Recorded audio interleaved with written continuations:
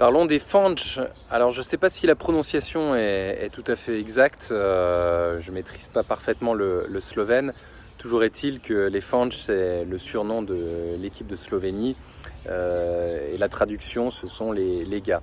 Alors cette équipe de Slovénie, ancienne membre de la Yougoslavie, qui a pris évidemment son indépendance au même titre que les autres nations yougoslaves, la Slovénie est donc qualifiée pour l'Euro 2024 en Allemagne.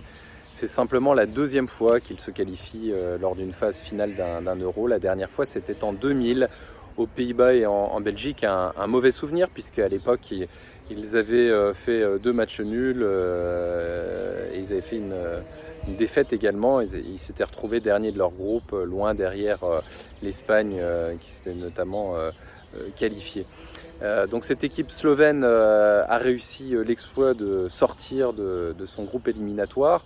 Elle était dans un groupe avec notamment la Finlande, San Marino, Kazakhstan et puis le Danemark. La Slovénie s'est retrouvée à égalité de points avec le Danemark, mais a terminé deuxième du groupe parce que dans le match particulier, ils avaient fait un match nul à domicile contre le Danemark et avaient perdu au Danemark de 1. Toujours est-il qu'ils sont qualifiés pour cette phase finale de l'Euro. Et d'ailleurs, ironie de l'histoire, clin d'œil du destin peut-être, ils retrouvent leurs opposants danois de la phase éliminatoire lors de la phase de poule de cet Euro. Dans cette poule, il y aurait également la Serbie, autre nation de l'ex-Yougoslavie, et puis le grandissime favori de ce groupe, évidemment, l'Angleterre.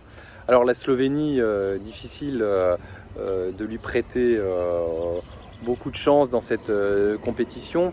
Néanmoins, il faudra quand même la surveiller parce que cette équipe de Slovénie a fait un parcours éliminatoire de qualité, notamment en marquant 20 buts, en encaissant que 9. Ils ont une équipe qui est relativement solide, qui est équilibrée, qui marque beaucoup de buts, notamment avec le nouvel attaquant de Leipzig. Et puis évidemment, la Slovénie est connue pour son gardien et capitaine Oblak, le gardien de l'Atlético Madrid.